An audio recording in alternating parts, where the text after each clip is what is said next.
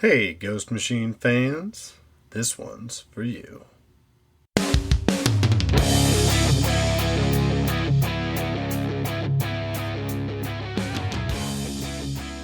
Welcome to the Ghost Machine Fans Podcast, episode 65. Today is quite the momentous occasion as we will be deep diving into the first issue of a new series from the Horrorverse.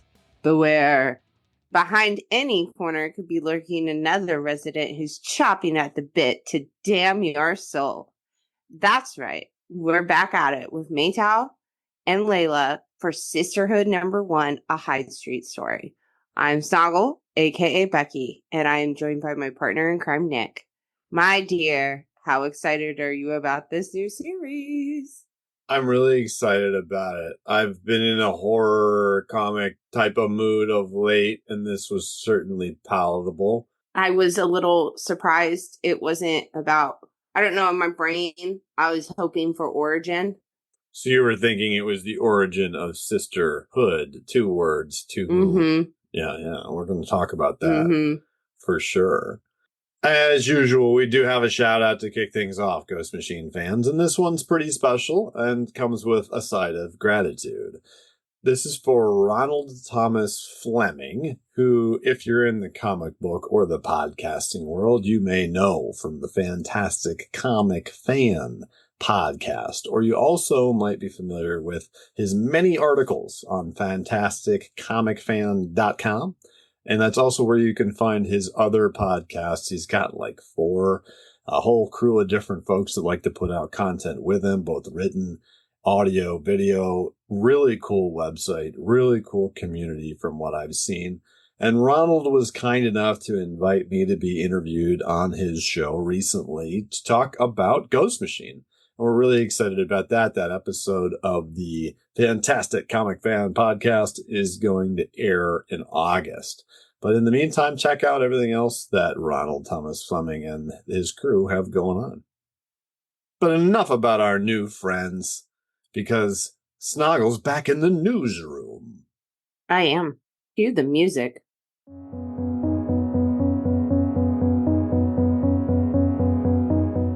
And today is Wednesday, July 2nd. It is the official release date of Sisterhood, the Hyde Street miniseries. Also, Hyde Street #8 is on final order cutoff on July 7th, which is just days away from this episode airing. That does include another Ghoul Grains.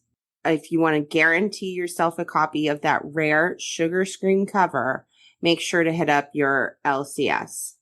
Also, the issue following up today's deep dive, Sisterhood #2, is on FOC the same day. So big things popping there. We're talking about the second Ghoul Grains variant cover. Now, this is a thing. Not a lot of people got that first one, which was the one, if you recall, Ghost Machine fans, it was the 1:20 ratio variant of Hyde Street #7 that Sean Von Gorman did to look like an old school cool cereal box. And they're doing them for 4 issues in a row. So suffice it to say, there's a lot of comic book shops that may or may not have ordered enough of those to satiate the fan desire for them out there. There's a lot of people that are having to get that first Ghoul Grains cover in the aftermarket, which is common for a ratio variant. But in this case, if you want to guarantee yourself that copy, you got to go to your local comic book shop. And we're saying this episode airs the 2nd. This FOC date is the 7th. If you're watching this in the future, you have no options, but you can reminisce about it.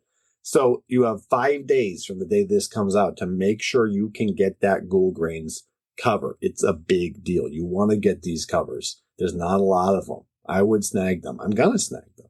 And pretty wild that the follow-up to the issue we're doing today is on FOC like days from this episode as well. You know, we live in the pre-order age, as we like to say. So make sure that if you enjoyed #1, that you lock down a copy of #2 as well.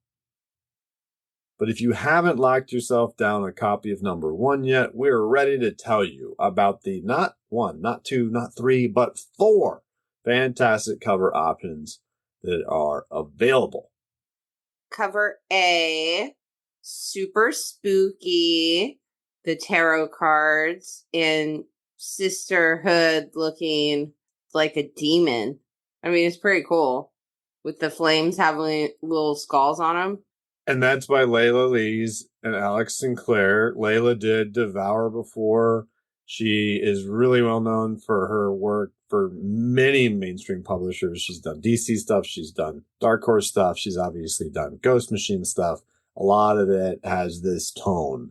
And I really like that about what she does. And Alex Sinclair is one of the few colorists that one might say is almost as glorious as Brad Anderson. He's known for working with Jim Lee and Scott Williams quite a bit and many, many other very, very high profile artists. And his work is absolutely fantastic on this. So really an awesome pairing there. I thought it was cool how like the veil for her is like on one side of it is like her skull. And then the other side, it's not. It reminded me of those two different covers we talked about from Hyde Street last time about something like there's two different sides of all the Evil Beat residents. No, I thought it looked great. And then the B cover was by Ivan Reese, Danny Mickey, and Brad Anderson. What did you think about that one? I really like Mr. X-Ray, although we didn't see him in this issue. It was kind of cool because it made it look as though he went to her to have his like cards read for whatever reason. And that made me want to know why that interaction would occur, and that I think we'll find that out for sure. Maybe they're friends. Maybe they're He's smoking a cig and it's got a, I'm going to hypnotize you. I don't know. I really like that. Oh, the smoke going in a twirl there type of thing. Yeah, that's a good point. And it's like, it says the puppeteer. So does she think he's the puppeteer? So in my opinion, that's the scorekeeper. And I say that because it looks like him because he has the visor and the vest. But that also he's kind of like the puppeteer of all the residents. And then at the same time, though, you can see like there's a card for Miss Goodbody, a card for Pranky, and a card for the Matinee Monster. But I don't think Xavier Ray would be the puppeteer. I feel like that's got to be the scorekeeper. It would be curious to see why he would go to this person for any kind of information about that. It makes you wonder, maybe one day they'll have a conversation about that. Now, listen, I think cover C might be my favorite with Violet drowning. Yeah. That sounds so... I like the one with the girl that's drowning. Okay, so it's Peter Schneeberg and John Cleese. And I just like the color, how her drowning is this like blue, everything's water, basically. And then they're partying up top and it's this just very distinct orange color. It's striking. Striking contrast. Especially from the choice that the colorist made. And really cool to see Peter Schneeberg, the artist on Hornsby and Halo, doing a cover for this book. And John Cleese has been around for a minute. I didn't totally realize that at first because I read a lot of digital comics, and as a result of that, I read a lot of comics from the late 90s and early aughts, especially DC comics. And I'm running across Rob Lee and John Cleese left and right in the comics I've been reading lately. And it's so cool to see that and see how long they've been doing this. I love it. I love how on this cover they drew a girl throwing up. It's like, party! Speaking of super seasoned veterans of the industry, how about the opposite for the D cover, right? So this first issue of a new miniseries, 5-issue miniseries that's coming. It has a 1 out of 20 variant cover. Right. And by that's an artist pretty cool. You really like, yeah?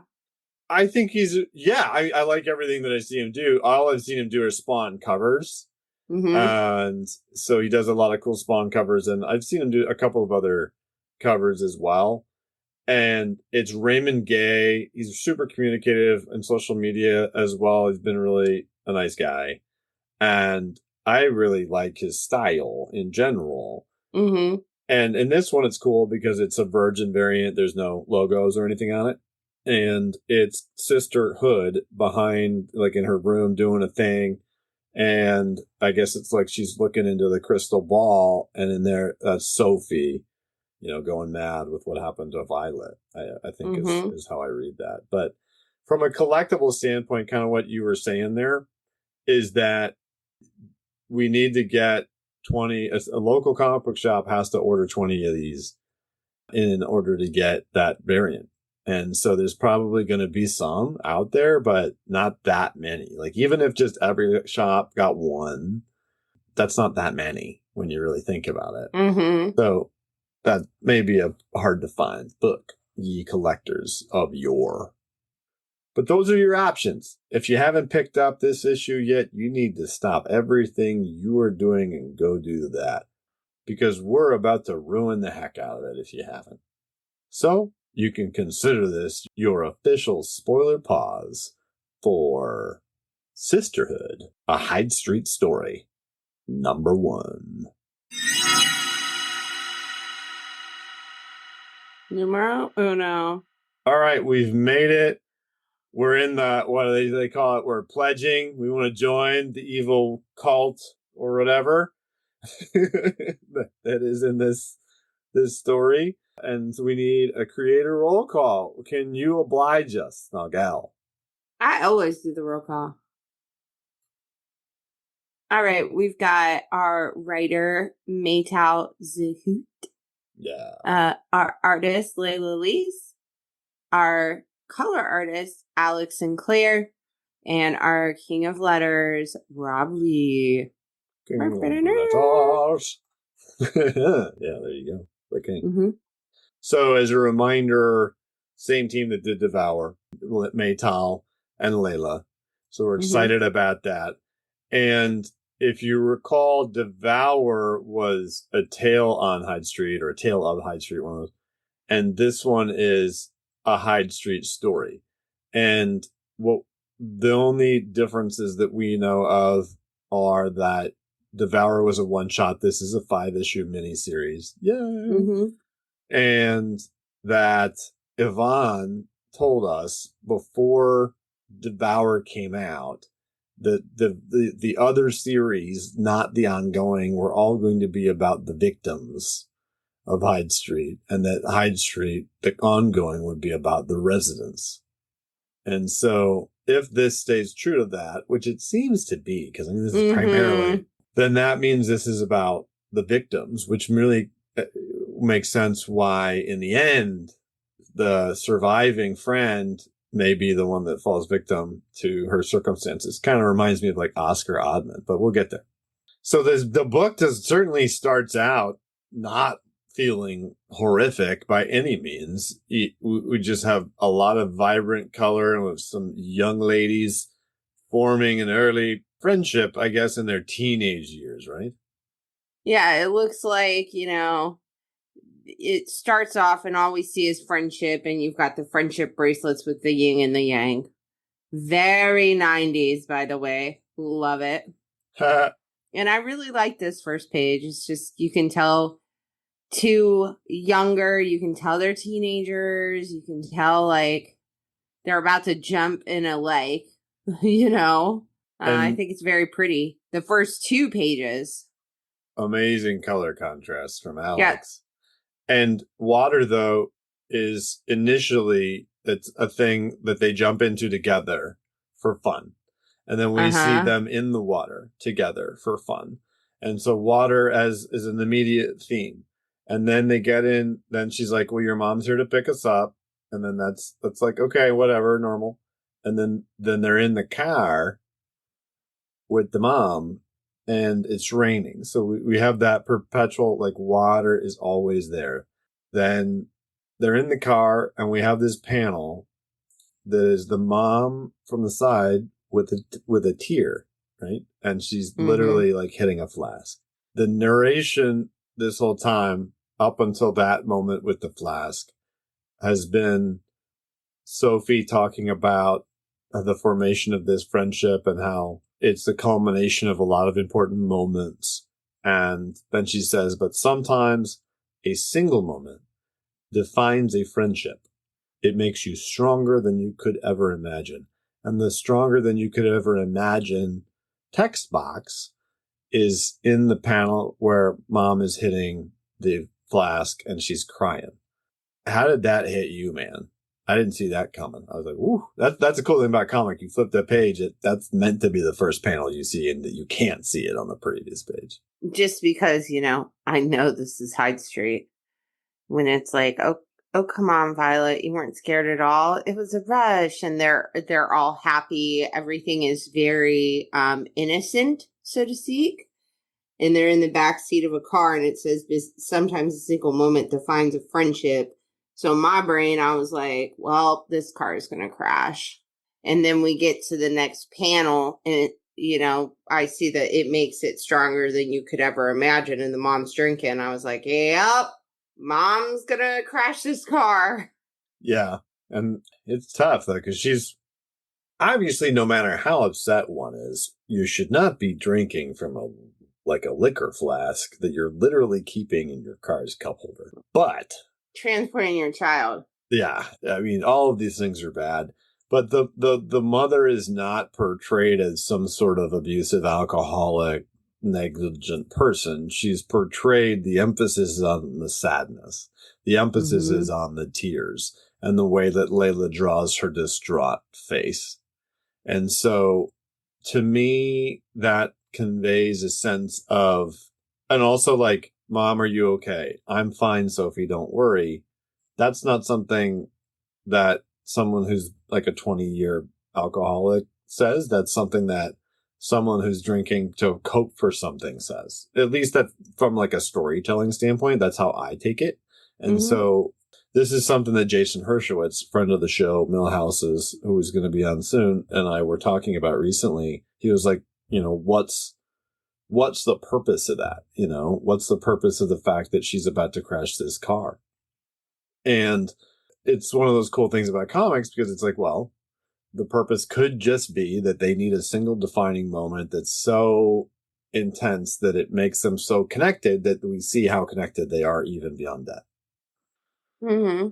Or it could be that we find out more because it's like, well, what happened to Mom? And how did that influence everything else? So I think that there's a big, a lot of questions there, but I think that they'll be answered for us one way or another. But it's basically we turn the page and we know Mom's dead.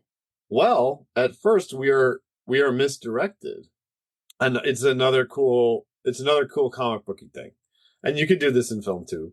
We see Sophie, the car's turned over, and so we see everybody upside down. Layla draws everybody upside down, and the windows are shattered and everything.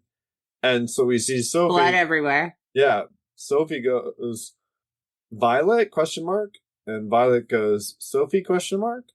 And then Sophie goes, Violet again. And then Sophie goes, Mom, Violet's hurt bad. And so the implication based on that for us is Mom is alive. So in the next blurb down where you see her at the funeral and it says Mom ? I just assumed that was like in kind of portraying like in the car. She goes, Mom, Violet's hurt bad. Mom doesn't respond. So she's like, Mom? Right. And so Mom's right. Then we dead. Find out. I'm saying that they convey all that in like 4 panels. I'm saying that 3 panels gets us to thinking it's her friend that died. And then the next panel gets us like saying, wait, what? And then the whole next page at the funeral is like, holy cow. Okay. Mom died. And then if you backtrack, it's Sophie's mom that died. Right. So that's an important detail because, it's Sophie's mom that was drinking alcohol. It doesn't appear that Sophie does that. And these are some, she says, in the rain at the funeral, again, like water. Almost every panel in this book has some water, including the tears. The funeral, this last page, I mean, I don't know. It even looks like the water is stripping away the color off of very well done. Yeah, it's super cool. 3 cheers. There are some friends you're bonded to forever. Violet was always that for me. And then we get this. Through life, ... in death. Right, yes. And that's on the next page, which is like bright and shiny again. And I really like the color contrast that we keep seeing here. But yeah, that through life and death, definitely after you've read the issue one time, it's like, I see why they said that. But it's very foreboding, and it implies a little bit that there is actually some sort of unique or paranormal or supernatural connection between these two individuals now, because they both survived the death of the mother in person or something. Could be. It's really, so they tell so much in a very quick, just one panel, right? They just say, hey, we finally did it. We made it to college. And then they're in front of a university. It's bright and lit. And we know, okay, great. Fast forward to present day. They're a little bit older and they're in college. Oh, and they're roommates. Got it. Yeah, that's awesome. But what did you know? Like right away, here, like first panel where they're roommates, Ghost Machine fans. You've got Sophie and her stuff on the left, Violet and her stuff on the right. How are these two sides of this room drawn differently? Well, Sophie is very organized, clean, like everything's very put together. I do see she has a lovely monstera going on, but essentially her side of the room is very organized. What do you think her poster is? Is that like a superhero or is that a Martian? I think it's some kind of superhero because it has like a yellow belt and a cape and a chest emblem. Yeah, because like you can tell they're movie posters. And then on the right side where you've got Violet stuff, everything's a little bit more messy and girly, I would even venture to say. She's got the Dirty Dancing poster, what could be Titanic. I forget what that classic kiss is on that other poster. It's a Kiss movie poster, as in two people kissing, not the band. And she's got other stuff. She's got like a policeman's cap and like a necklace hanging on her stuff. Like it's been when she goes to her college parties. And yeah, and like her stuff's all over the place. And Sophie's doing work and Violet's getting ready to go out. And that's because Violet's all excited about the last night of pledging for her new sorority. And you could tell Sophie could care less. Oh, it's The Notebook. Oh, The Notebook. Yep, Ryan Gosling, Rachel McAdams. Yeah, that fits. Oh, I've never been so proud of myself in my life. It is The Notebook. Way to go. Sorry. No, hey, I'm sure that the creators of that panel would really appreciate you right now. Sophie is obviously disinterested in the concept of a sorority, and this is something that we've seen in life and in mediums. You know, it's kind of like what happens in Lucas and Stranger Things. He wants to be with the cool kids. In this case, that perceived group by Violet is a sorority. And I think the panel that really got me hardest is that when Violet's saying like, college is about redefining ourselves. And Sophie says, college is about getting an education in something you're passionate about. And it's like, that's, you know, I didn't feel like I was either of those necessarily when I was in college, but I definitely, if I could say like, wish I was one, I would have rather have been Sophie. But I like how Sophie at the end there was just like, I'm so aggravated. Just go to your stupid little sorority party. But I guess she got, just like you said, college is about getting an education in something you're passionate about. But I guess you wouldn't know that. You can't even pick a major, which unfortunately is part of impending doom for Violet. Because she's like, it's the prototypical, she lashed out and said that to her So the girl that wants to go be with the popular kids just says, fine, I'll go have fun. And then they try to like pseudo make up as she's leaving out because she's like, well, I'll come to your party. And she's like, you should still think about joining. I could get you in. The sisters love me. I love how it goes from her saying the sisters love me, and it flips over to the head sister going pathetic. It's really well done. You know, when Layla and Maytal make those decisions, people don't think about that from a creative standpoint and how positioning of that nature comes from talented folks.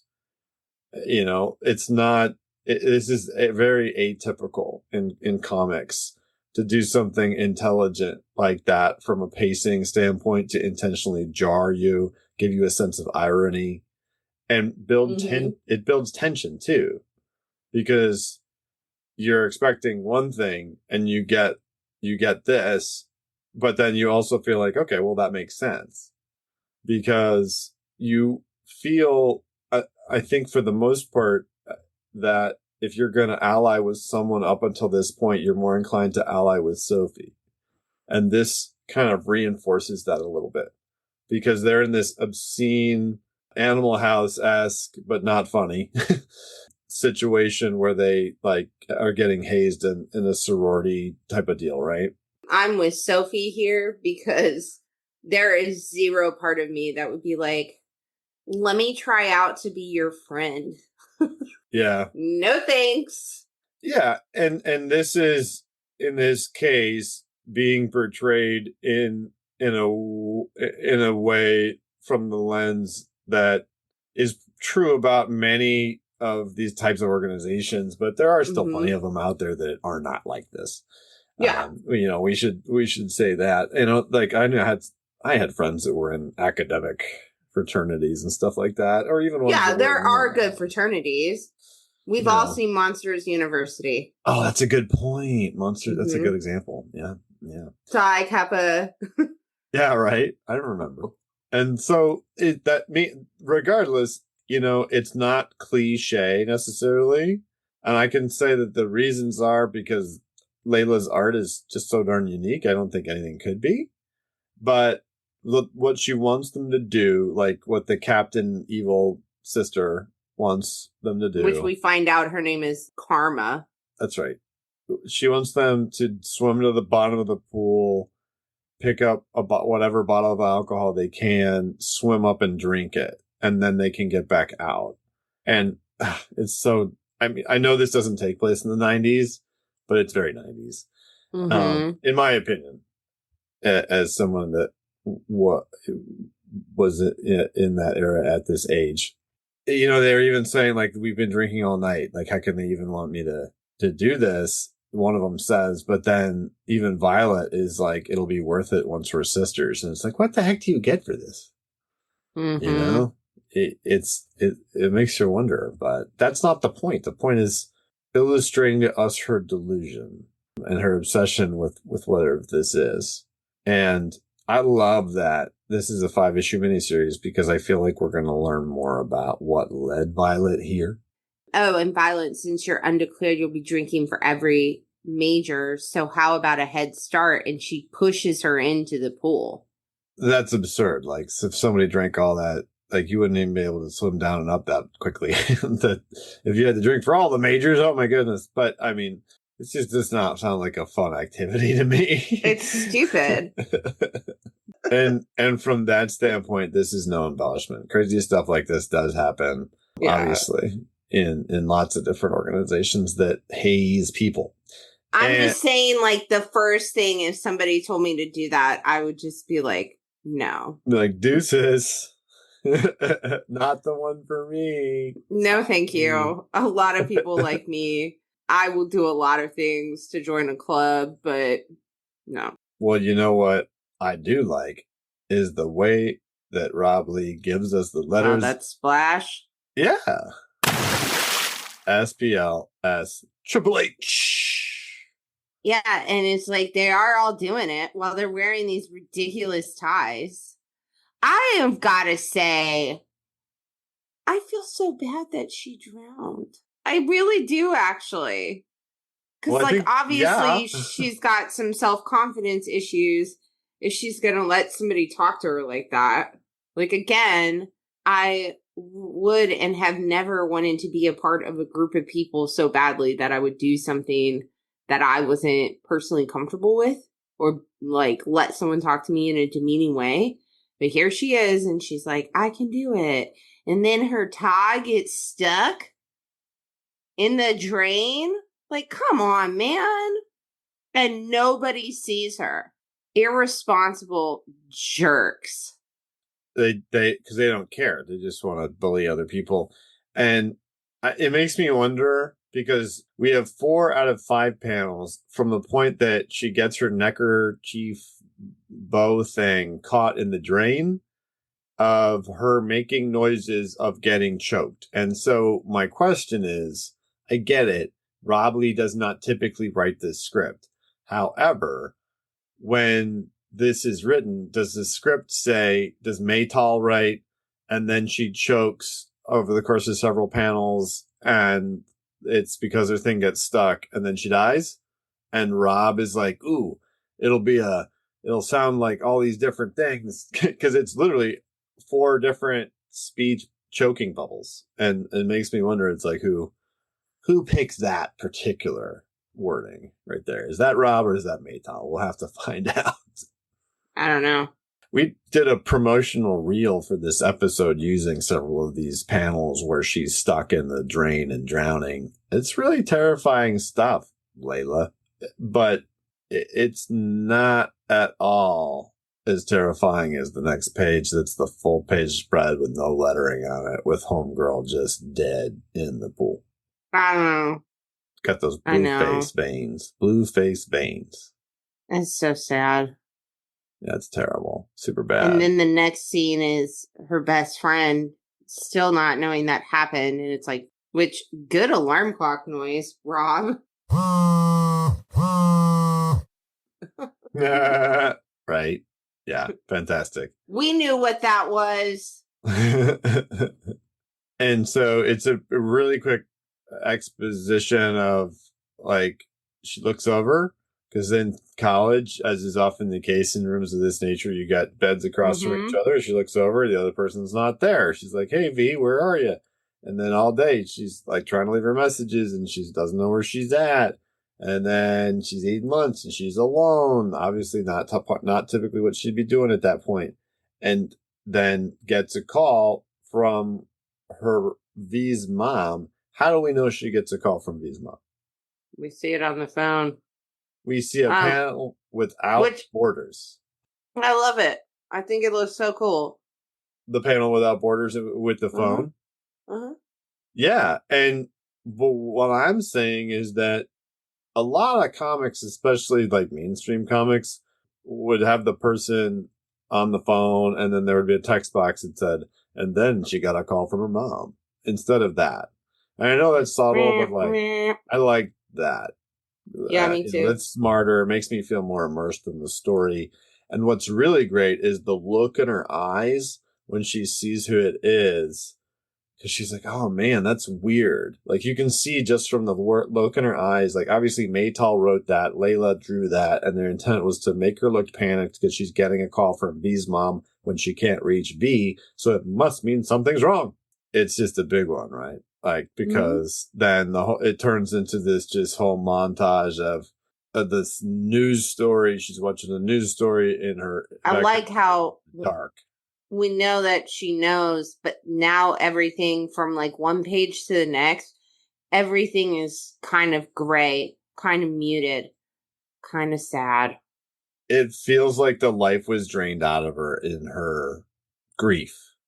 Yeah, 100%. And I think, like, okay, so we already didn't like Little Miss President Karma. Man, this is terrible. Oh, I would be so infuriated. I think my despair, if I'm Sophie, it would be just openly going against these people any and everywhere I could. Get me on the news. I'm making flyers. I'm posting them everywhere, being like murderers. When the newscaster said, Karma, can you tell us what happened? And this is why it's like, what a fake, vicious person. You know, our chosen family is hurting with the loss of one of our own. We're all devastated and trying to understand what would compel her to bring her own alcohol to a dry social gathering. Liar. And then she goes on like, I'm truly not sure, but I know she wouldn't want the sorority to suffer as a result of her actions. I know. Evil. I know. Reprehensible. I was just lucky to call her my best friend. And then Sophie's like, who even are you? Like, she voiced everything that we as the reader were like, oh, Karma, you vicious liar. Absolute evil, super bad. And we learn a little bit about why she ended up this way with the whole next page. Obviously, her mom was in the sorority, and probably her mom's mom and her mom's mom. I mean, her mom's just awful. Because her mom apparently knows what happened, doesn't care, and is more concerned with ensuring that she cleans up her own mess, which is disciplinarian. I'll give her that, but it's very bad and very evil. And I like the way that we learn that her mom is a past class president. She was a class president in 2000, because this takes place in the present day. But, you know, there's like that, there's the wall of all the different members in the classes, and at the top is the president. And so in both cases, the Richardson mother and daughter are pictured there, and they're in the sorority house having this conversation. And it, you know, nobody's worried about like, well, that poor girl or what might happen. It's just stop whining. Save our face. Yeah. Fix it. We look bad. It's just no empathy for the fact that like the actions of her dumb daughter caused someone to die. It just makes me so mad. And like, honestly, this is gonna sound, I'm like, after having a child, as a parent, I'm like, those are the bad parents and people we had to keep our kid away from. Yeah, for sure. Who wouldn't care if he lived or died. The Richardson family in Delta Evil Kappa or whatever it is. Sigma Iota Nu. Oh, that's interesting. In other news, the sorority Sigma Iota Nu. Those Do three. you think their last name is Richards because like a nickname for Richard is Dick? So those people are the dicks. They're the dicks. Yeah, that's funny. That's funny. Yeah. Just talking about names. It's not profane. It's not profane. But what do you think about, and this is, I got to give credit where credit is due. This is a Jason Hershowitz joint.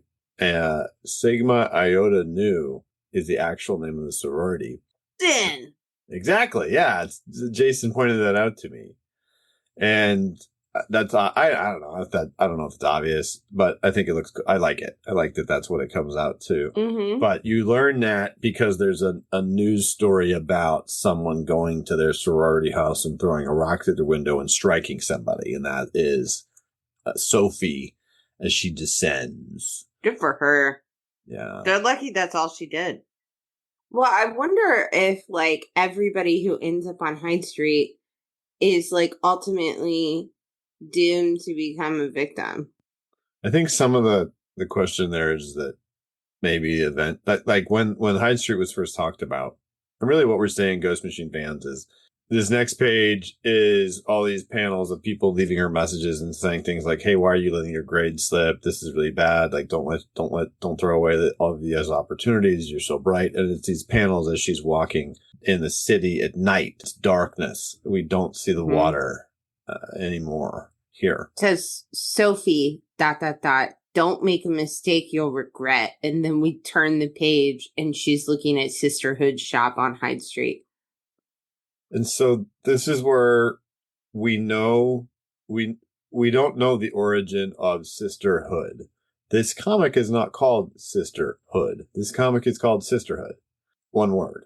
Sisterhood is the title of the name of this psychic / tarot shop that in this story, as far as we understand, is part of Hyde Street, because we've seen the character and we understand that that's a character of Hyde Street, that's one of the residents of Hyde Street. We don't know that much about that resident, though, yet. Mm-hmm.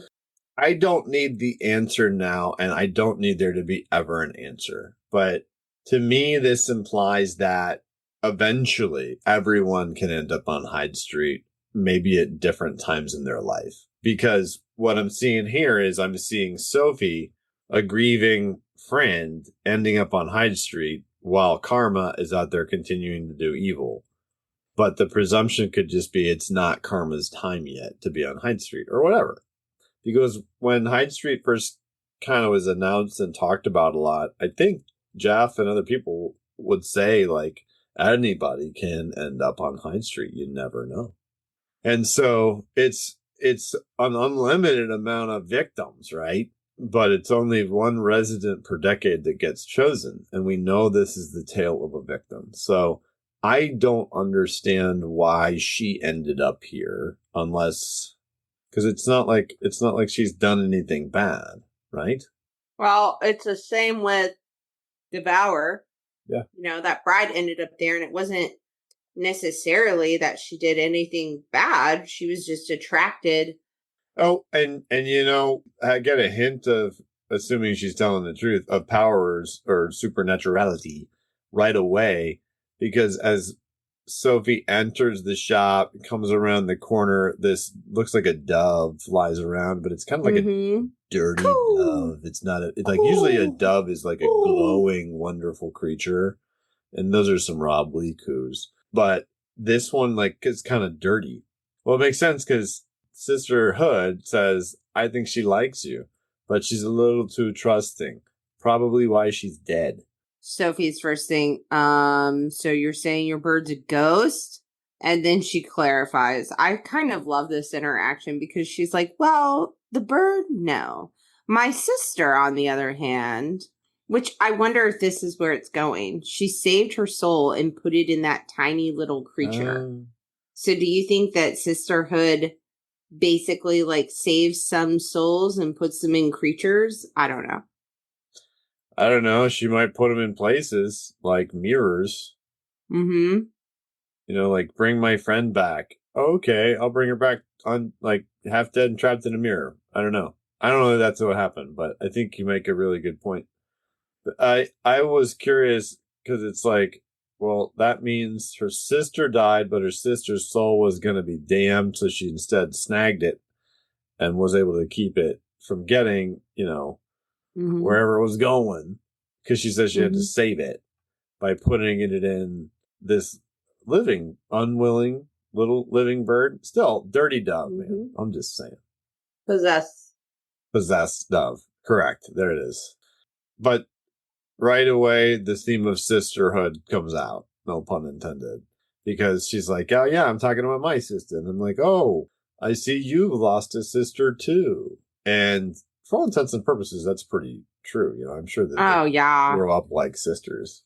This panel where, Sisterhood goes, oh, I feel the pain. You're all alone. You can tell she is actually, it's so sad. Poor Sophie. It is sad because it's heroic tragedy. Because she was the good, diligent one that had endured great trials and tribulations, but was still staying strong to doing the right thing. And this essentially is destroying her. And on that panel where she's crying, it's just man, oh my goodness. And ultimately, though, all she's really saying is that she wants to be able to talk to her dead friend. That's all this is. She's not saying, I'll help you get revenge on those who hurt her. Or it's just no, I'll just help you talk to your dead friend. It's something that I can do. But she says that she needs basically something to as a conduit. I don't get the impression that she is asking for compensation. when she says that the bracelet will do. I get the impression that she knows that that's that because she's wearing, if you notice, Sophie's wearing both bracelets. She's wearing the yin and the yang. And so she's giving Violet's old bracelet to Sisterhood now. When Sisterhood says, "Thank you for sharing with me. Are you absolutely certain you wish to shatter the barrier between life and death?" This is where it's interesting to me because it's like, she just says, yeah, but then she says, I have an agreement with the other side. And now you and then have a she covenant gets with all me. witchy looking. Super her witchy. eyes turn yellow and she's like, yeah. And I love how she's like, and now you have a covenant with me. Like, so we're bonded. You have a promise with me. But it's like literally the last panel we saw her. She's looking all calm in her chair. That is, mind you, being surrounded by like skull smoke creatures.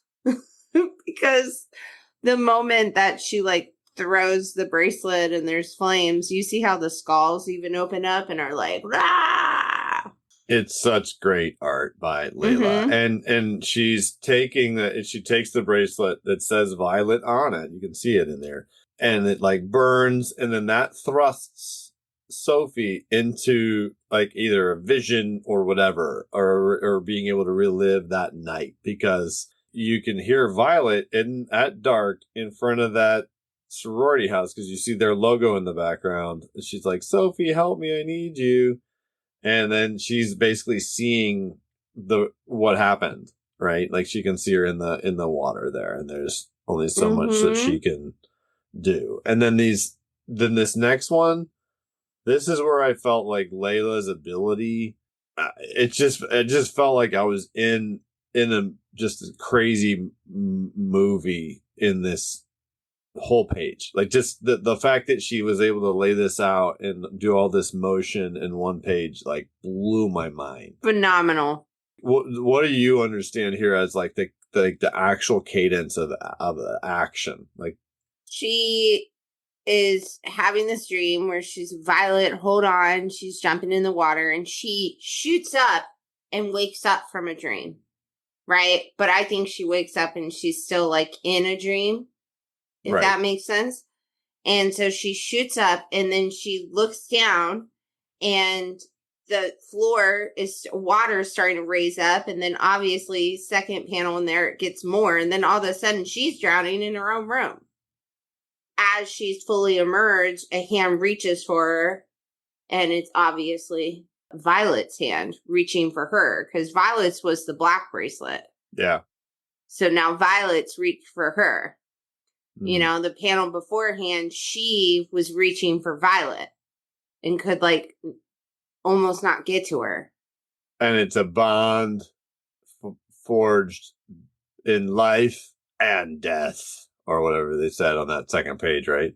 Yeah, it's so cool. And so all we know from what happened in the tarot card thing shop is that Sisterhood got something that was of value and helped her remember Violet. We'll say that. And that enabled Sophie to get a very vivid, almost interactive, dreamlike vision of what happened. And then she also experienced it in like dream number 2 and then actually wakes up. But it's just, this is where I'm wondering, what did she do? Because I think Sisterhood is one of those people that's like, yeah, I'll give you that thing that you want. I mean, everybody in Hyde Street, it's all got a catch. It's all a trick. It's all something.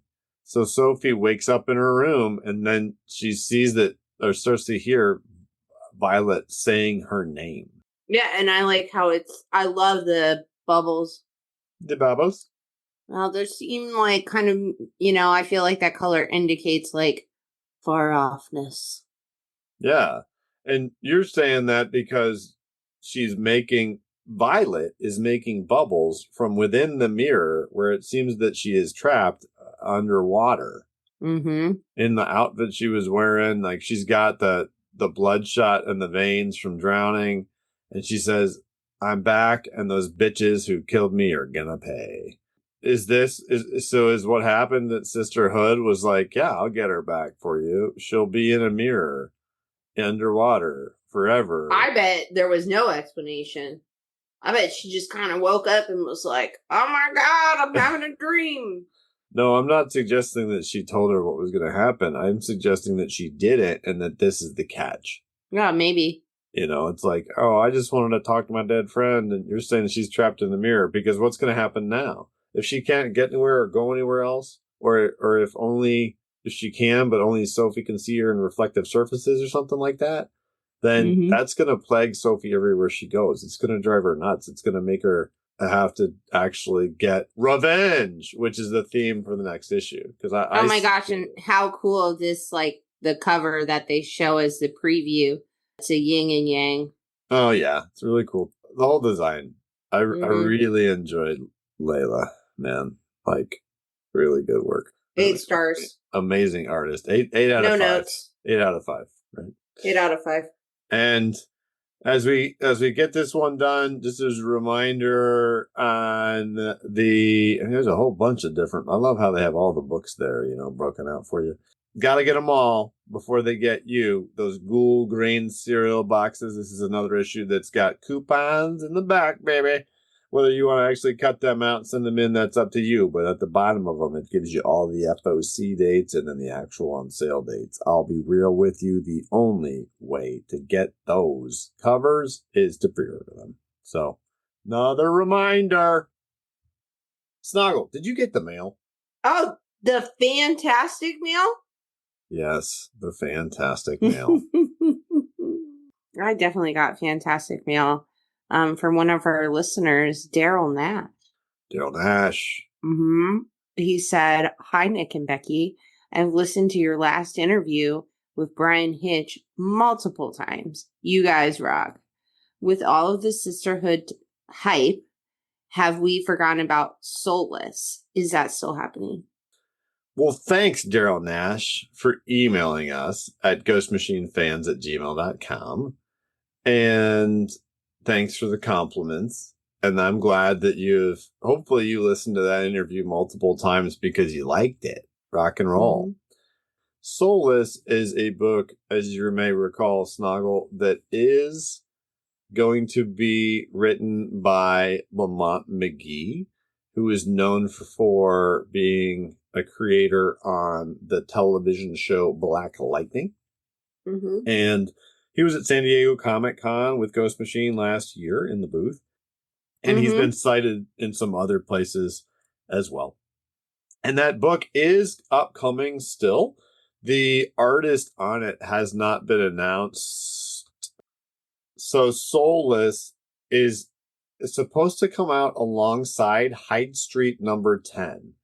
Was what they said like last year at one of the Comic-Cons, I think at New York Comic Con. So whether or not it's going to come out alongside Hyde Street 10, I don't know that to be certain.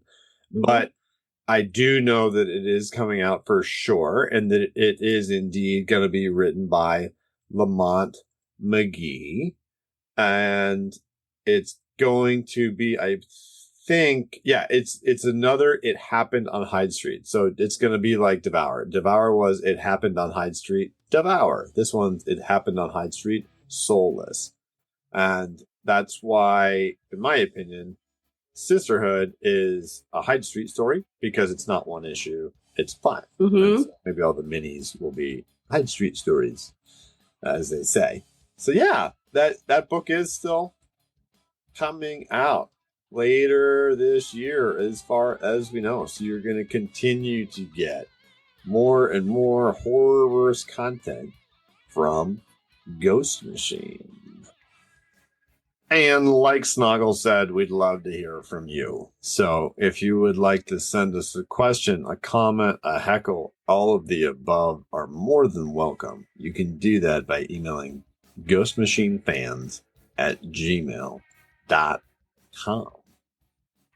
And if you would like to check out all our other content, you can do that by visiting www.ghostmachinefans.com, where you'll find our wiki and all of our social media platforms. We'd love for you to come say hi on Instagram, Reddit, Discord, Blue Sky, Twitter, And also make sure to stop by the Ghost Machine Comics Facebook fan group. They're fantastic folks and friends of the show, too. Fantastic folks. And thanks so much for joining us tonight on the Ghost Machine Fans Podcast. Podcast.